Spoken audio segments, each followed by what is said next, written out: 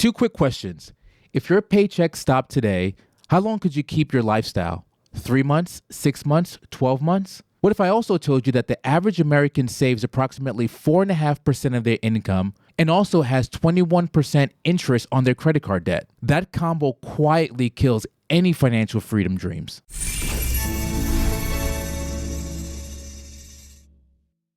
Hi, I'm Piram with Asset Management Group, and today we're going to give you a simple roadmap on how to save so that work can be optional in the future. Phase 2, we're going to talk about how to get biceps like Mo.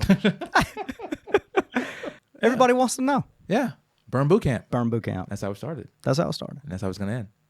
Yeah, because it'll kill you for sure. Look, you want an hour of hell every day in your life? Subscribe to Burn Boot Camp. Yeah. Man. Wow. Anyway, what are we going to talk about today? Are you recording? Yeah. Oh. You didn't say who you were. Oh, Andrew Nida, Asset Management Group. You guys know. You've been watching the show. All right, so we're talking about how to save. Yes. We're talking about where to save.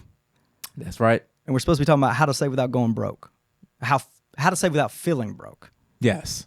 Especially for retirement. We're talking about long-term savings, long-term planning, and essentially why in some areas that Americans struggle with the idea of, well, not even the idea of saving, with the ability to save over time.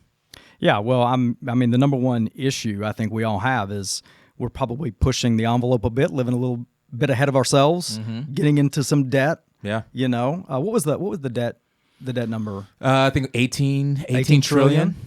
That we're in credit card debt as a household. Consumer debt. 18 trillion. Yeah. That's absurd. You're talking like in a world like today, what, 18, 20, 21% interest rates? APR? Is it? Yeah. Mm-hmm. Yeah. I mean, the problem is with I mean, and maybe not everybody, right? We have plenty of clients that make great quality financial decisions, but the challenge is oftentimes, you know, in America, we want to live always a bit ahead of ourselves. We want more, right? And that's in every area of life, right? And more is not necessarily bad. It's just, you know, if you don't have some checks and balances in your life, more is going to get you in trouble because that's what you're always chasing. And so we want to have the little bit nicer vehicle. We want our kids to wear a little bit nicer clothes. We want, you know, a house that's a little bit better. And the problem is we just keep pushing, and we push beyond what our cash flow can support. And it is true. I mean, so many of us tend to naturally adjust lifestyle within the income that we get instead of living off of a base, creating some stability in our cash flow. And then we do things like, well, I'm going to have to, to do this, I need to borrow money. I'm going to put it on the credit card. I'm going to get out a home equity line of credit, whatever it may be. And then we just start digging the hole. Yeah. Digging. It's unfortunate, but we tend to justify or rationalize decisions that we probably know aren't the right decisions to make. But the justification could be, well, you know, I make this amount of income, so I should be able to do this, right? Or, you know, my neighbor's doing this, so why can't I do this, right? We just make these rationalizations and justifications, but inside deep we know that this isn't the right decision. And so, you know, obviously there are some of those who just can't afford it, right? I mean, like, let's just be honest, living in today's world, it is expensive. You know, you just ask the first-time home buyer, like the challenges it is right now to buy a home, right? So there are some roadblocks ahead of us that can make people go into some of this debt that you're referring to. But I'd say the majority of folks are just making bad decisions that ultimately they know they shouldn't have made, and they know they shouldn't keep doing it. Yeah, but they're caught in this trap. 100%. I mean, I think to your point, are there challenges ahead of that? You know, that newly married family, newly married couple, the startup family, the young man that's trying to get his life going in a career, right?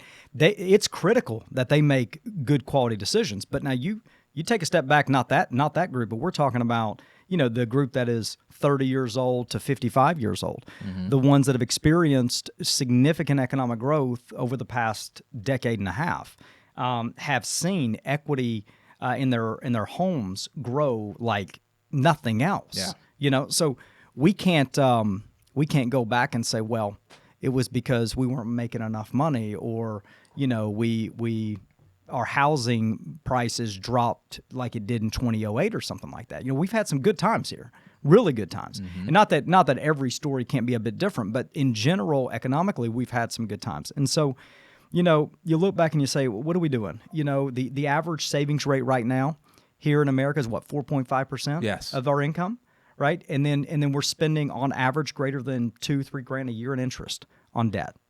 Like It doesn't make sense. We got no momentum. Yeah, we're not going nowhere. And so we got to figure out, how do we get back to the basics? Yeah. How do we just get back to the basics, the fundamentals of good cash flow management, prioritizing what is necessary and what is important about life today and life in the future. So for today, we're talking about saving, how to save for retirement. We'd like to call the word retire. We like to exchange the word retirement with financial freedom, financial independence. But for you out there who want to understand how to save for that moment in life where you actually have that financial freedom, I'd say step one is to really get your bearings, right?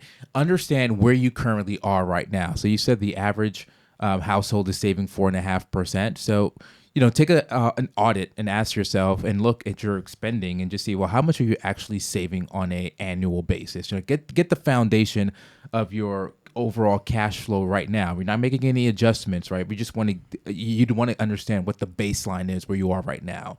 Think about when you go into a doctor's office, right? They're not giving you medications or giving you a workout routine or exercise routine or changing your diet before getting the baseline of your health right now. So that's why I would say do that, is understand where you're currently saving right now. $18.3 trillion in debt. Line up your debt. Write them down. What do you have in debt? The balances, the interest rate, your minimum payment. Just write it all down, right? Student loans, credit cards, mortgage, whatever your debt is. And then also now get a sense of what you have as far as assets are concerned. Like, what do you have in your 401k, in your IRA, in your Roth? If you have one, if you don't have one, write zero. I don't have one, right? Literally, there's no shame in any of these numbers. It's just literally getting an idea of, like, where do you currently stand right now? Yeah.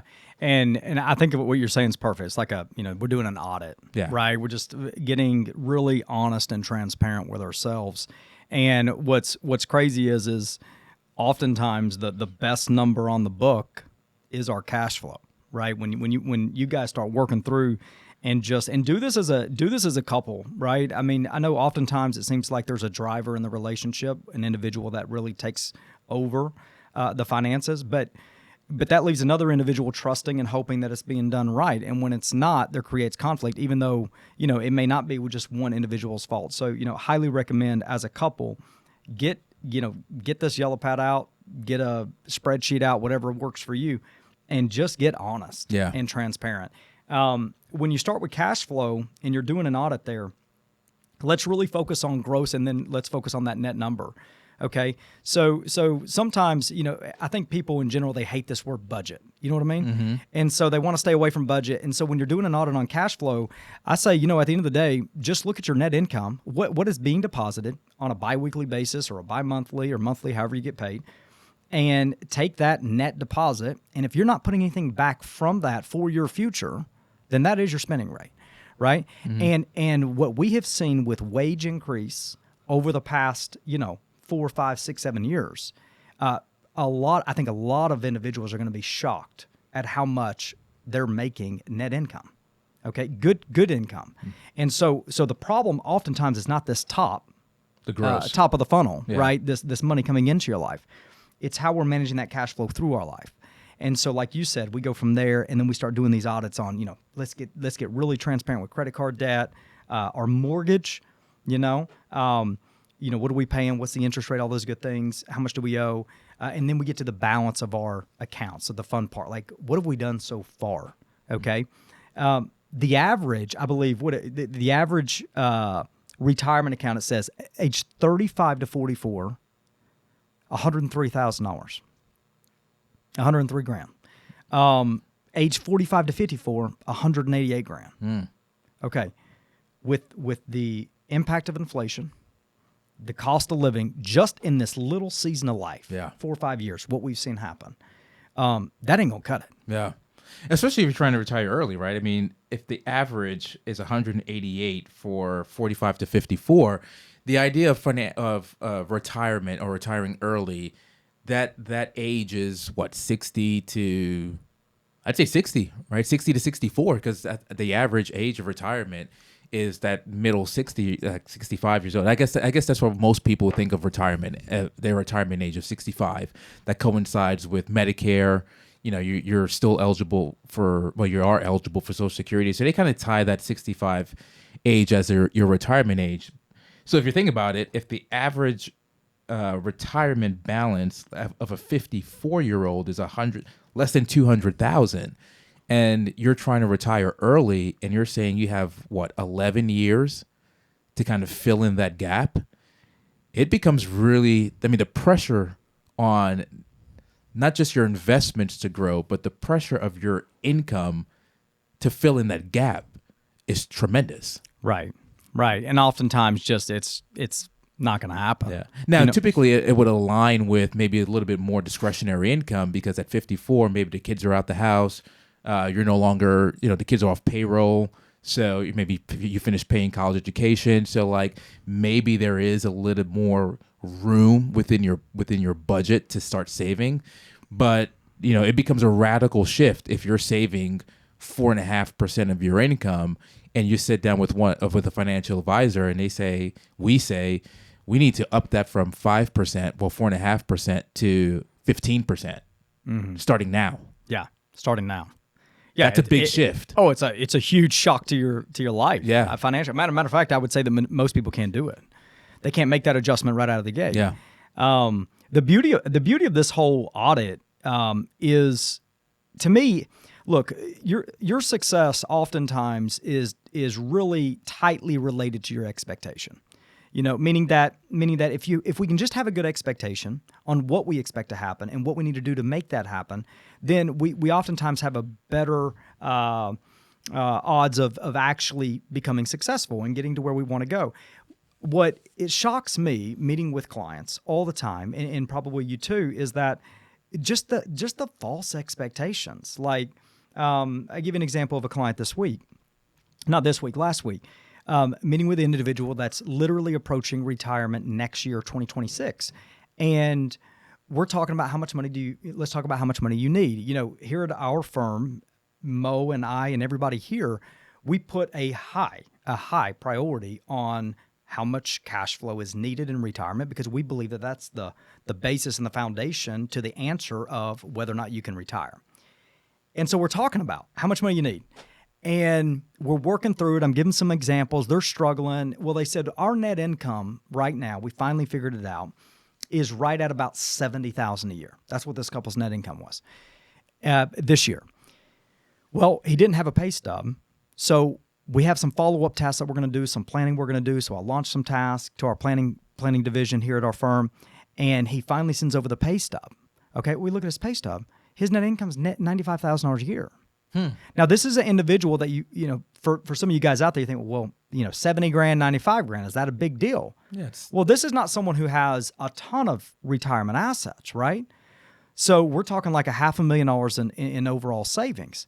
A $25,000 shift in need. Wow. You're a year out from retirement and you're missing it by that much. That's a significant pressure increase on your retirement assets. So it's not so much that I think the issue is we just don't take time to do the audit and just to think. Yeah. Like, let's just get honest with ourselves. How much money are we making, and what do we need to do about it? And that income gap, I don't know how that conversation ended. I'd be happy to know, but that change could push someone back away from retiring for 2-3 years, maybe even 5 years, if we haven't solved for a $25,000 a year gap. Right. Yeah. So I guess I would say that would lead to really step 2. Like, step 1 is getting the foundation of where you are currently, that audit. Step 2 is defining how much early retirement dollars you need. So in this example, this couple needs 90. Well, I mean, their current net income's $90,000. They're not saving any of it. Okay. So I would think $90,000. Yeah, plus thousands is what they need. So $90,000 a year. This is what I need. in this example. And so that's your baseline with respects to spending. I need $90,000 a year. So how do we fill in that gap? Now, if we're going to look at early retirement, again, this is about retiring earlier, again, prior to 65. Well, if we take a step back before age 62, then we're not eligible for Social Security at that point. Right. Right. So we've got to fill in that 90 grand one way, shape, form, or another, primarily through your assets. Right.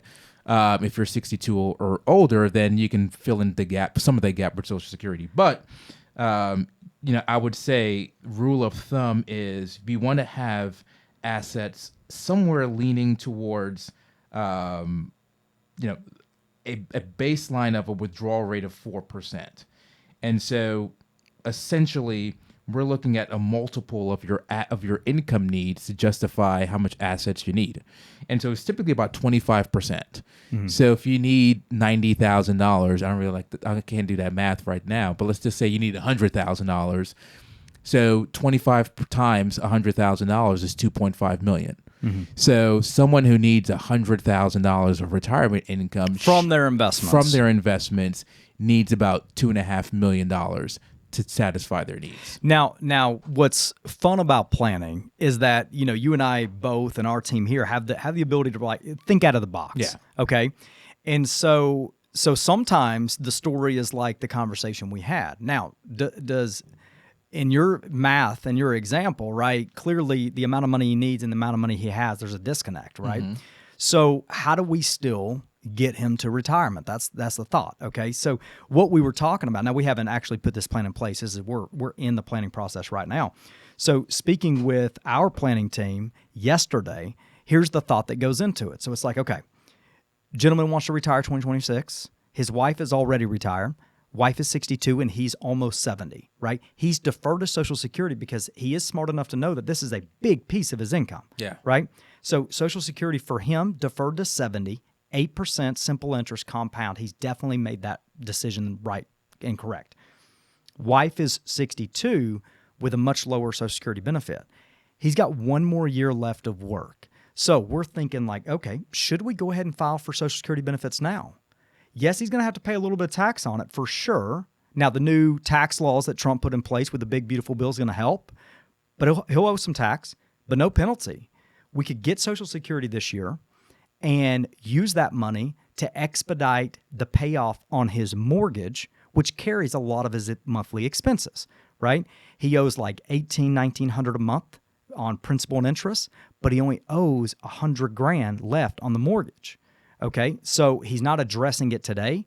We could definitely use that income from Social Security over the next year and a half, let him live off his employment income and use that to address the debt. Okay, now that's going to drop that need from $90,000 a little bit less. Then we're thinking, okay, another big concern is his wife is 62. Health insurance. If he stops working, she's going to pay for health insurance, yeah. Okay, but check this out. She's going to have to pay for health insurance. It's going to cost, $700-800 a month for someone that's 62 until she gets to 65? But if they're living on Social Security, which his benefit, along with hers, is literally pushing $70,000, okay? So they're getting $60,000-70,000 a year from Social Security, non-taxable income. So now we can use some distribution to get their income up enough above the poverty level to qualify for subsidy. They won't owe taxes on the distribution from the retirement accounts because we're going to wash it right back out with standard deduction. Health insurance is covered, right? So you take a story that on the surface is oh man, he's missing his income mark. It's too much. Is this even going to be possible? And you can almost see the client's face, get dejected. All the red showing up on the screen, oh, great, But then it's a little bit of thought, a little bit of shifting some parts. Let's do it. Financial freedom, baby. Let's go.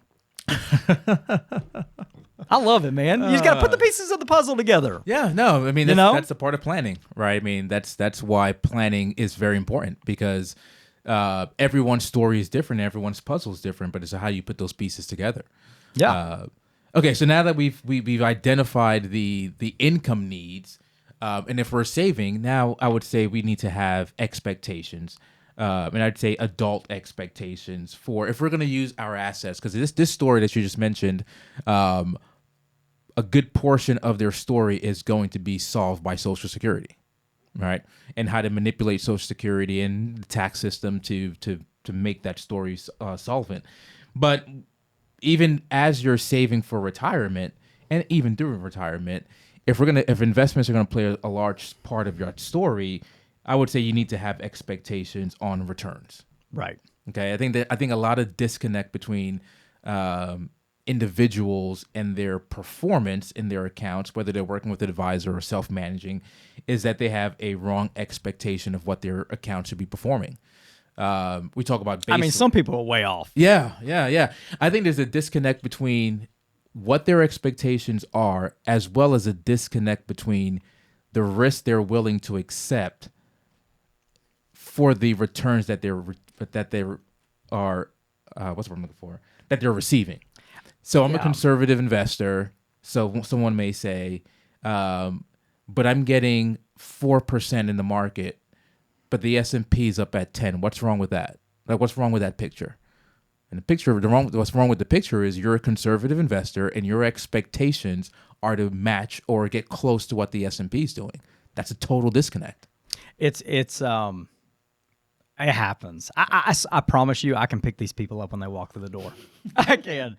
I'm like, oh, this guy. Here we go. And I enjoy the meetings. Yeah, they're good meetings. Yeah. In our world, it's like there's, with our firm working with families day in and day out, we're super fortunate to be able to do what we do for a living, passionate about it. But it's like there's not a one single opportunity that's like moving the needle. You know what I mean? So part of our decision when we're choosing the right clients to work with is, making sure that these individuals have good, clear expectations. Now, that can be taught by us. So if they're open to it, that's something that we can help with. But sometimes people come in, it's like, man, you are out there. Like, it ain't going to work. And so, like, I love it because people will, let's talk performance. Before I consider hiring you, let's talk this, that. And I'm like, how many advisors you work with? Well, I've divorced 2 or 3 of them. I do it all myself now or something like that. And I'm like, okay, so you have fired 2 or 3 advisors, right? All 3 of those advisors still in the business? Yeah. They own firms? Yeah. Okay. And you're now meeting with me because I'm assuming you're firing yourself as the advisor? Yeah. Okay. So the problem is all of them or just terrible expectations? Yeah. Mm-hmm. Like, where's the issue at? And so it really is. It's like, we have to have clear expectations when it comes to every area, especially of our life financially, when we're in a relationship with another individual like a financial advisor. And so really we push that hard here. Yeah. Our goal is to say, okay, we want to put a job description with the money and put an adult expectation on what that money should do. What is its role? What is its responsibility? What is the expectation on tax management, the expectation on performance and returns? And for the general public, though, to your point, setting adult expectations, let's get away from putting how much money we have and how much money we're going to save in a spreadsheet and throw in a 7, 8, 9, 10% return on it. Okay, those Dave Ramsey expectations are just false. Yeah. And also those financial calculators you find online are false too. And I'm not a software engineer, so I don't know if there's ways to fix it. But you put in those calculators, you put a return, whatever the number is, 4%, 5%, 10%, 20%, whatever the number is. It's just it's acting as if the market's going to give you that same performance every single year. It doesn't take into consideration any type of volatility. Yeah. And so, yes, the S&P over the last, 30 years has averaged 10%. Yes, that's the average. But I know a lot of us still remember 2022. You didn't get 10%. Mm-hmm. All right. You got a negative. And so in a year like that, when the market is down 20%, and in your spreadsheet you were expecting a 10% return because that's what the S&P 500 does every year, according to your math or according to your spreadsheet, is that when you fire your advisor because they didn't get the 10%, or you were down 20%, but that's what the S&P did. So what's your measurement? What are you basing it off of? Right. So and then also I'd say the risk. What risk are you truly willing to take? Because everyone I say everyone is aggressive when the market's going well. right? You know, you throw caution to the wind. My account's up Follow 15%. the crowd, baby. Follow the crowd, herd mentality. Everyone's doing this. I'm going to buy NVIDIA. I'm going to buy Bitcoin. I'm going to buy whatever it is. Then we see a season, Dogecoin.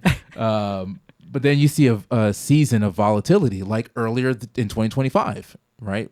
All of a sudden, you know, we had in the beginning of the year, we had a nice pickup from 2024. Market is humming along. And then all of a sudden, the idea of tariffs really start to play a part. And then we saw from March to April 7th, April 8th, somewhere around there, the market takes a nosedive. And then our phones could not stop ringing because everyone was worried. What are you doing? What are we changing? What are we doing? What are we doing? And then since then, the market has rallied tremendously. And those phone calls have stopped. So really, what is your risk? What is your ability to manage yourself emotionally, behavioral finance?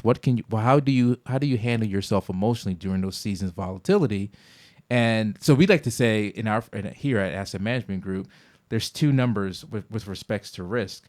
There's the risk that you personally can take, your composure, and then there's risk your plan can afford to take. I think some people also have a disconnect or a false expectation of, I need to get this type of return for my plan to be successful. Right. But when reality is, if you were to temper your expectations a little bit, and I remember before, sometimes when we want to do a check on a pulse check on a client's plan, we may put the returns at 4% just to test it out, and it's successful. Right. So if you're getting a 4% return on your plan and it's successful, and you're putting so much pressure on yourself to get 10% because you don't even know whether a 4, 5, or 6% will make your plan successful or not. Again, false expectations. You're putting more pressure on yourself, more pressure on your advisor, more pressure on your assets to fill in a gap where only a 4 or 5% would make it work. Yeah, and forget sleeping easy at night. It ain't gonna happen. It's not. You know, and remember, like the whole key to financial freedom it's not all about the money. The money is there to free up your ability to go do the things that you feel led to do. Yeah. Right? That's the key. And so if you're caught up at that moment of life, stressed out, nervous, every, glitch in the market, every conversation about, interest rates and the conflict with Trump and Jerome and, what's going to happen in the economy going forward in 2026, at the end of the day, you're going to be stressed out. You're not even going to be able to enjoy the freedom that you thought you had. So, yeah, humbled expectations, very important. Clear expectations, very important.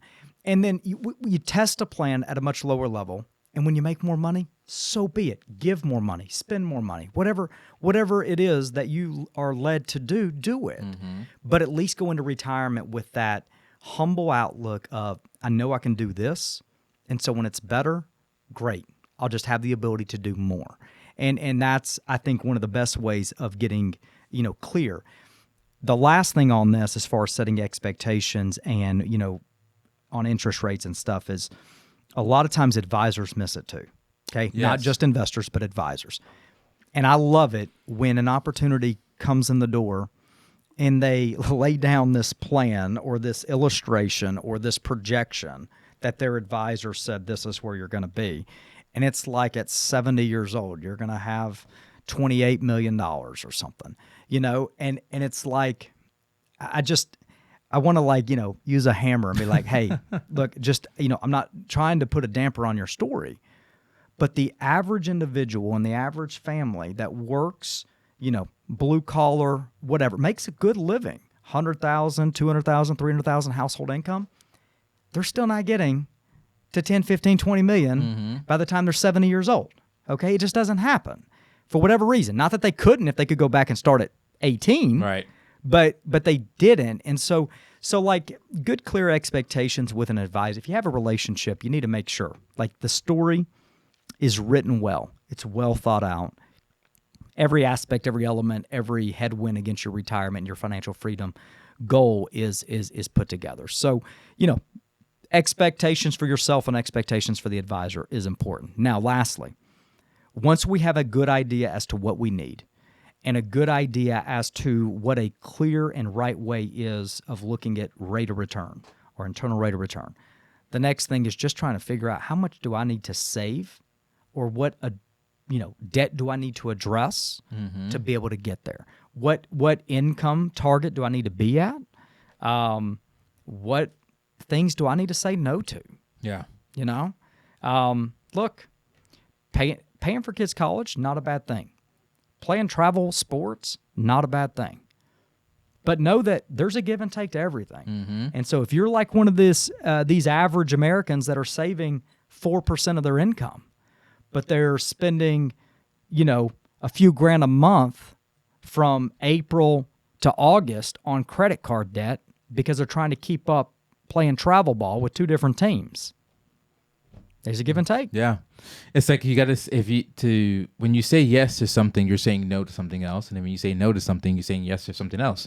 So if you're saying yes in this, in your example, say if you're saying yes to travel ball, then what you're saying no to in some areas is I'm not going to put extra money into my 401k. Right. I'm not going to build an emergency fund.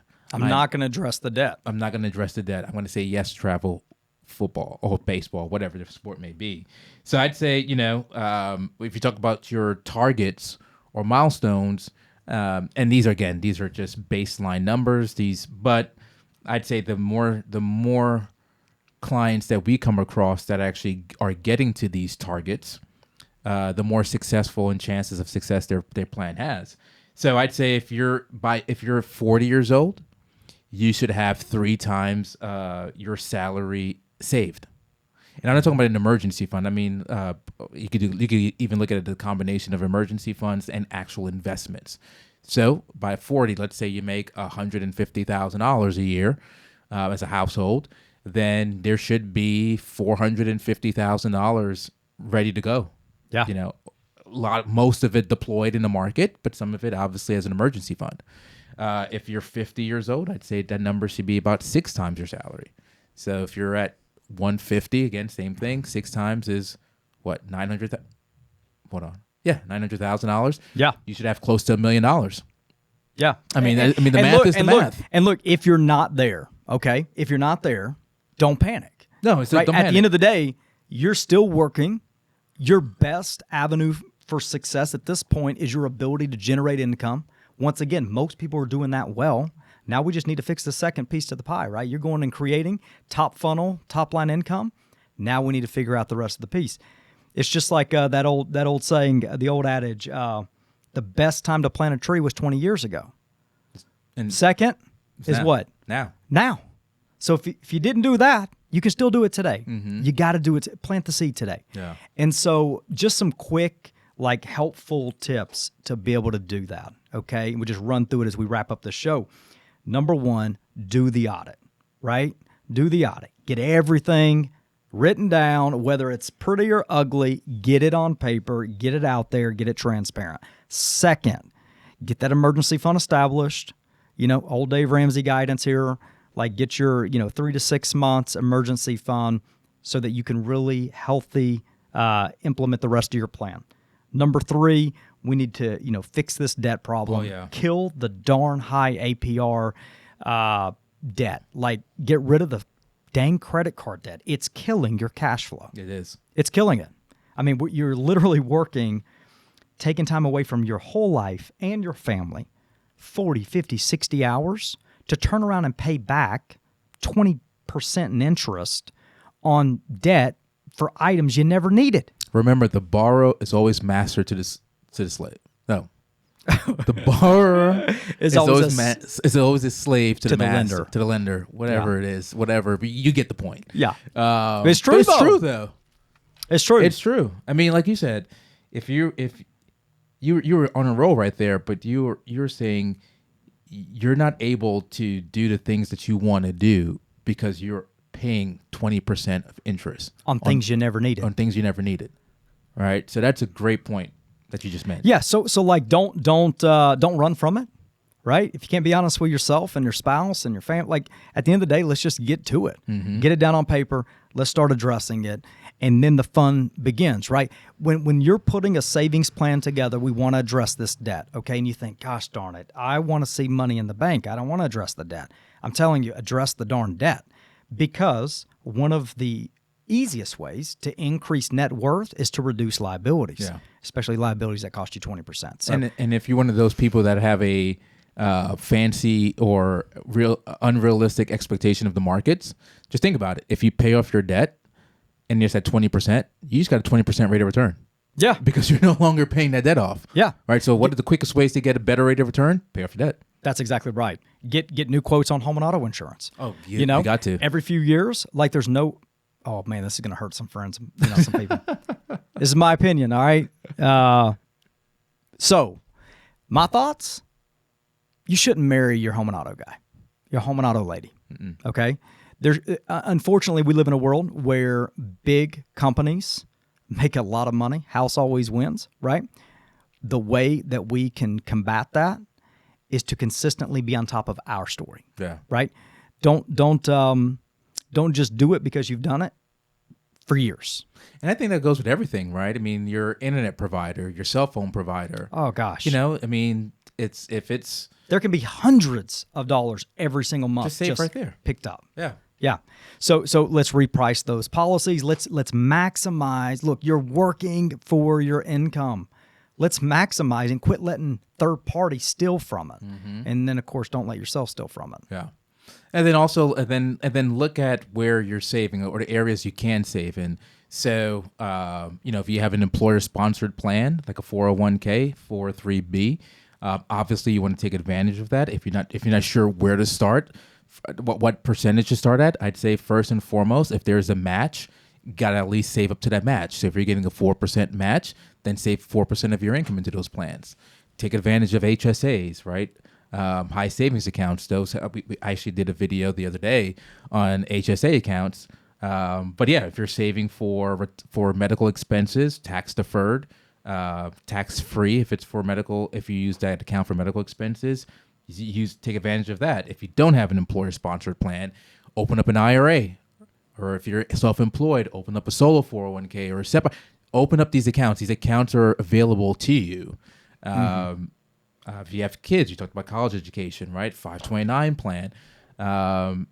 If you're looking to diversify your taxes, you have your Roth IRA. If you have your 401k pre-tax, then open up a joint brokerage account or individual brokerage account to diversify your taxes. The idea behind it is there are these accounts that are available to you that if you have the right guidance, you can see how those accounts can really fine-tune your story. 100%. Yeah. And so at the end of the day, just take the next step, right? And I think most importantly, like for all of you guys that are watching or listening to this podcast show, if you don't know what to do, get some help. There's no shame in it. Yeah, there's not. I mean, find a firm like ours out there, or definitely feel free to give us a call or whatever it may be. But take time, most importantly, because this is our passion here, is to bring education in a way that's going to get the everyday American to bring back control in their financial life. Because we do believe that so much of our financial life affects every other area. The anxiety, the stress, the health conditions, the success of marriage, right? Sleep. Your sleep, Yeah. right? I mean, there's just so much that is really hinged, and maybe it shouldn't be, but it is. It's hinged to the financial story that we live. So take time to get some help. If you need it, reach out. Apart from that, hope you guys love the show. Definitely take time to subscribe. Our goal is to bring truth and honesty to the world of finance to you so that you know exactly what you need to do for you and your family going forward. Stay tuned for the next video. We'll see you next week.